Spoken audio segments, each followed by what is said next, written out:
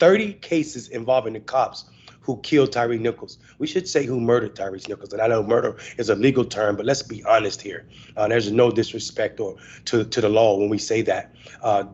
30 cases have been dropped. On August the 17th, the Shelby County District Attorney, Stephen J. Mulroy, announced that his office has dropped more than 30 cases involving the 5 cops charged with killing Tyre Nichols. 30 cases. Maury stated that at least 100 cases worked by the former Memphis police officers, Tadarrius Bean, Demetrius Haley, Emmitt Martin III, Justin Smith, and Desmond Mills Jr. have been reviewed following the death of Tyre Nichols on January 10th. I think we should stop right there and think about that.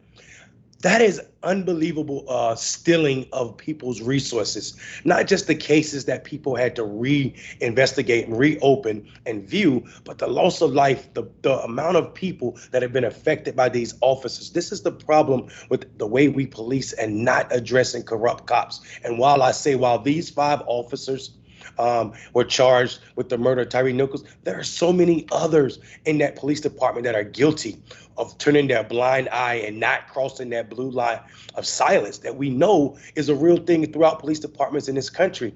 And 30 cases is just a tip of the iceberg, I believe, in what's going on, not just in Memphis, but across this country. Sharon, what do you feel about this? I think you're exactly right. These rogue cops, and let's be clear, we're done with the one bad apple thing. It's a systemic issue that has to be eradicated, okay? They are a drain on society emotionally, physically, financially, in every single way. And you forget that sometimes people have committed crimes and sometimes there's victims. What about them? What about them? They have to go through things all over again or maybe not get justice. It is sick. And then in other cases, the victims are the very people they've arrested. And you're right. I would caution people, Mayor, to be careful and watch out for the okie doke here. 30 cases seems like a lot.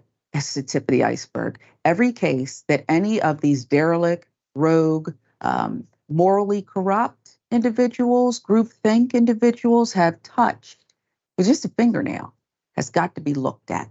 It's got to be looked at. They've actually made Memphis far more dangerous just by staring at them and their once badges, but also because of the fallout and all these tentacles. It's incredible, the damage. Yeah, and I think you brought a perfect point. This 30 case seems like the okie doke. Malcolm X would say we're being hoodwinked. There's no way that these 5 officers collectively that have been on the force for so long, and this is the only thing we've seen. So they said, Maury, the DA said at least 30 cases worked by these former officers were being dropped following the review, and at least 10 more cases resulted in the reduced crimes. I can't believe this is it. I think you're offering this as red meat from people that are frustrated by what happened. You're trying to turn the page on the death of Nichols, who died from blunt force trauma after being detained. And we should say that this picture is extremely graphic for people that are watching it. This is extremely graphic. This brother was beaten while he was detained and cuffed by these officers at a traffic stop in Memphis on January the 7th. The officers claimed Nichols was driving recklessly. But the death should never be the penalty for driving recklessly. This is unbelievable. The 5 men charged with the second-degree murder, second-degree aggravated assault, aggravated kidnapping, and official misconduct. A lawsuit filed against Nichols' death called the beating a modern-day lynching mob. And I don't think we need a lawsuit to tell us that. Anybody that watched that disgusting video, that disgusting abuse of power, know exactly that that's a modern day lynch mob. And I think offering these 30 cases up is nothing. We need to be an outside investigative force. And I said outside because the DA has to be culpable in this and somehow by offering this up this fast. And if you found these problems this fast, where were you in investigating these cases? Where were you in investigating these flaws when these cases were presented? How is it just now, all of a sudden, we're just seeing these problems pop up? I think there needs to be, like I said, an outside investigation. Sharon? I do as well. And I want people to, again, remember who was front and center, parading out this man's effectively final moments. Okay, he died several days later. You see the state he was in that horrific picture, the aftermath, the beating in the hospital, there was a woman who was front and center and dancing with the national journalist, the host who flew into town, and she was giving interviews ahead of the footage, right? And she's nowhere to be found. The chief of police, C.J. Davis, where are you? And why are we talking about cases being dismissed and she's not dismissed? By now we know her record, Mayor. We know her record and where she came from. I happen to live in the city of Atlanta, and where she started, the infancy of this Scorpion unit, I think it was called Red Dogs here. So this is a systemic issue. And I think that it needs to have all of these tentacles visited. I don't understand why this man's dead and gone. He should be with his family. And she's actually still sitting as the chief of police. Who else is going to get charged? Who else is going to face consequences here? Not rogue cops. Stop lying to us. Stop pretending that this is it. Tip of the iceberg. Tip of the iceberg, and that's you're spot on, and that's what happens so many times. We saw the officer that killed Tamir Rice. This is not related to what we're talking about. The officer that killed Tamir Rice, a couple years later, went to another police department and got another job as a police officer after he shot a 12-year-old. We see the same thing in this case. While the chief is not responsible for being on the scene, the chief is responsible for everybody in that uniform. And I think you're absolutely right. Why is she still sitting in that seat when Tyre's dead? Speaking of this, I think I caution all of us to also pay attention to how we talk about these cases.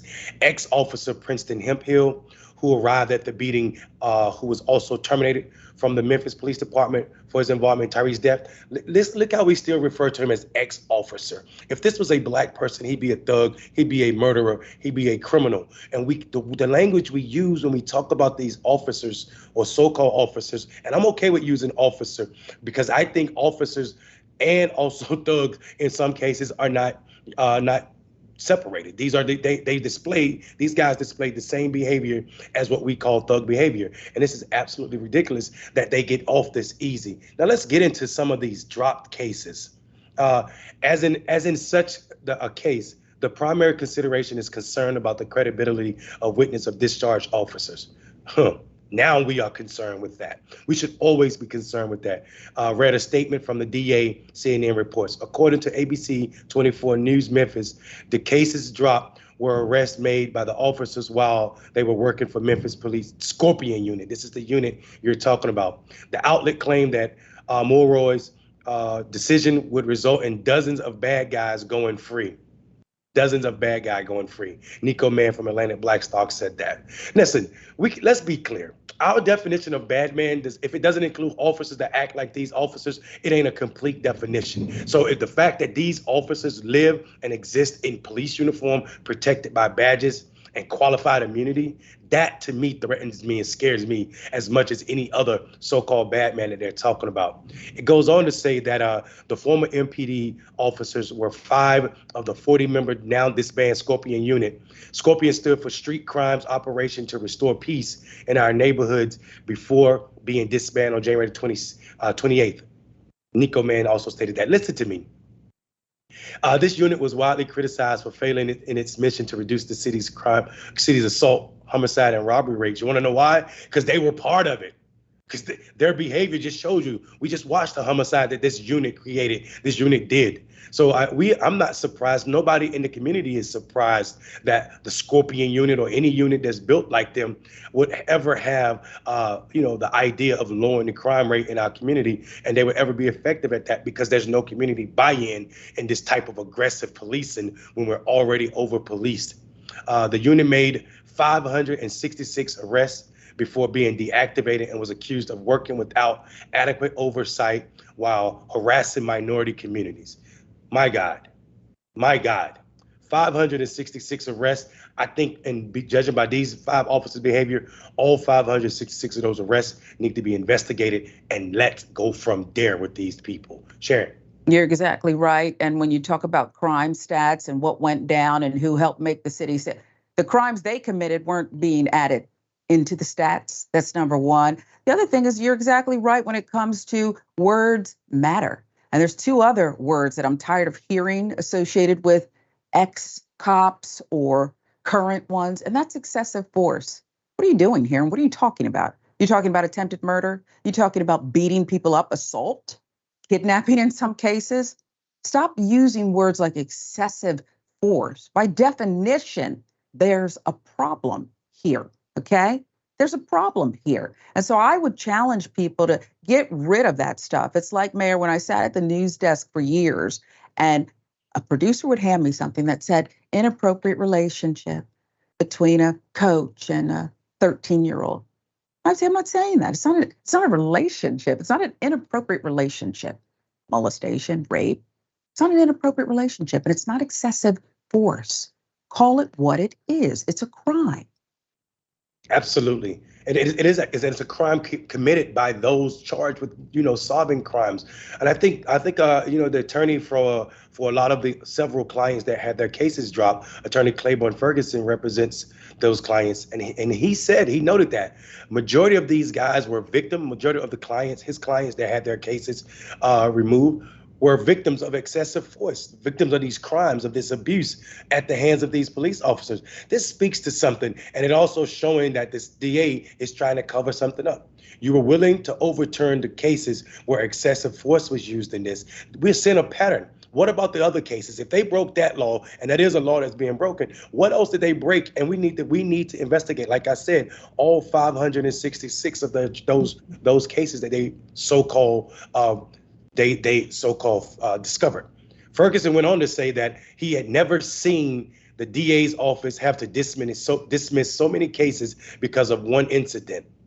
We knew that the Scorpion unit was using excessive force. We just never had it where it was so obvious and was so well documented on film. They said they knew it. If you knew it, why the death of Tyre had to be the reason you overturn these cases? This is an attorney, right? You're an actor of the court. You are an officer of the court as an attorney. So if you knew it, if they knew it, he said we. I need to understand who this we is. Why? Why then? And if I was Tyre Nichols' family, I would also say, if you knew it, then could acting on that knowledge have saved my son's life? Could that have saved that man's life if you all knew that? Ferguson went on to say that many victims would not get justice as a result of the dropped cases, while blaming the 5 also for their dismissal. My God. So even though we know that they were victims of this crime, this abusive crime that we named excessive force, Sharon, he's still saying that they won't get justice. Yeah. Don't fall for it, folks. Don't assume that even the 30 cases that are being dismissed, that these were bad guys. Look what they did to Tyre. And I'll button it with this as I sit across from the Honorable Mayor of Enfield, North Carolina, Mondale Robinson. I know in my heart, I've never served in the capacity you have, Mayor. This wouldn't be your police chief. Whether she should have known or she did know, she would not still be your police chief. The mayor, the chief, the DA, all of it has to be uncovered and put feet to the fire, Mayor.